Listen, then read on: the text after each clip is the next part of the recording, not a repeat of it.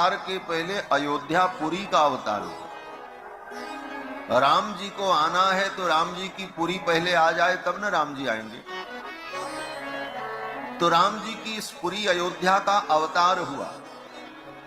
कहां से अवतार हुआ?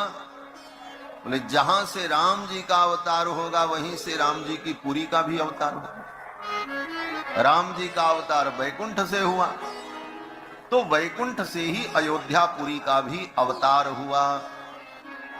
बोले वैकुंठ चला आया? बोले वैकुंठ नहीं, वैकुंठ का जो हृदय है वो क्या है? बोले वही अयोध्यापुरी है।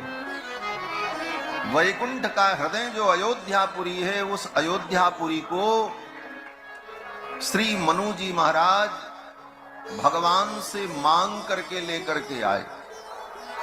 मनु जी ने कहा मैं धरती पर सृष्टि का विस्तार करूंगा, लेकिन आपके वैकुंठ को छोड़ करके जाने का मन नहीं करता, वहां मेरा मन नहीं लगेगा। आप अपने वैकुंठ का कोई एक भाग मुझे दे दो, मैं धरती पर स्थापित करके वहीं अपनी राजधानी बनाऊं। तो भगवान ने प्रसन्न होकर के अपने वैकुंठ का जो हृदय है उस हृदय को ही निकाल करके मनु जी को दे दिया और मनु जी लेकर के आए। भगवान शंकर वर्णन करते हैं कि यायोध्या जगति तले तु मनुना वैकुंठ तो ह्यानिता याचित्वा निज सृष्टि पालन परम वैकुंठनाथम प्रभुम। भगवान वैकुंठनाथ प्रभु से मांग करके अयोध्यापुरी को लेकर के आए। जब अयोध्या को लेकर के आए तो अयोध्या को जब धरती पर स्थापित करने लगे तो धरती अपनी कक्षा से नीचे जाने लगी। ये सारे ग्रह पिंड शून्य आकाश में तैर रहे। वैकुंठ का हृदय अयोध्यापुरी जब धरती पर उतरने लगी तो धरती नीचे की ओर जाने लगी।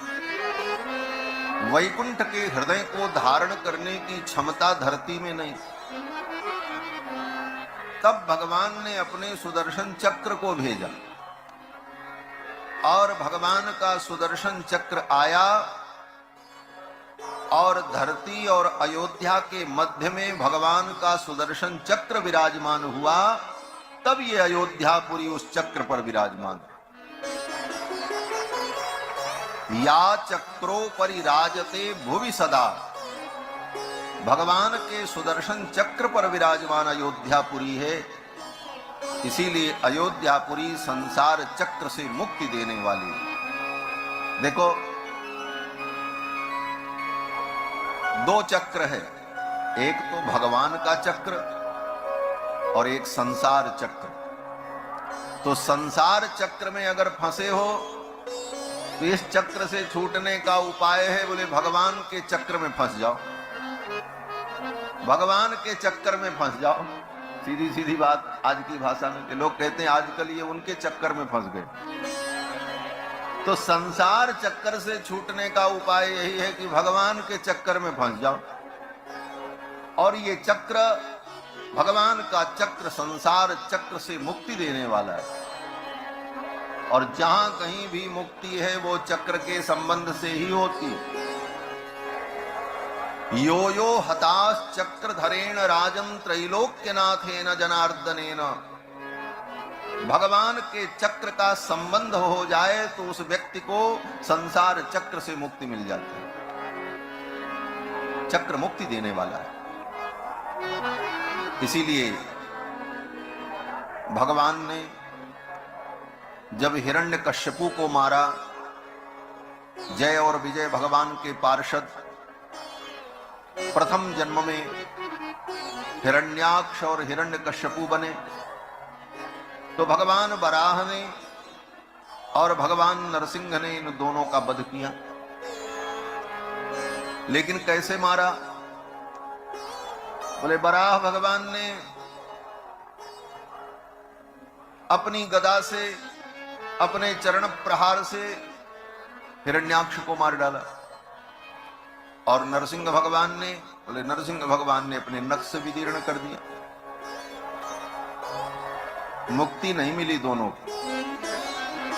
3 जन्म द्विज वचन प्रमाणा, फिर जन्म हुआ, फिर रावण और कुंभकर्ण बने, तो फिर भगवान ने इनको मारा, लेकिन बाण से मारा, बोले तब भी मुक्त नहीं भय। जब तीसरा जन्म हुआ शिशुपाल और दंतवक्र के रूप में, तब भगवान ने विचार किया अब इनके 3 जन्म पूरे हो गए, अब इनको संसार चक्र से मुक्ति मिलनी चाहिए। इसलिए कृष्णावतार में भगवान ने अपने सुदर्शन चक्र के द्वारा हिरण्याक्ष को, शिशुपाल और दंतवक्र का शिरच्छेद किया, मारा। तो भगवान के चक्र का संबंध होने पर जीव को संसार चक्र से मुक्ति मिल जाती है। इसीलिए वैष्णव भक्ति में जब कोई जीव भगवान की शरणागति करता है तो आचार्य के द्वारा उसकी भुजाओं में शंख चक्र के चिन्ह अंकित किए जाते हैं, क्योंकि चक्र का संबंध होने पर ही संसार चक्र छूटने का रास्ता मिलेगा।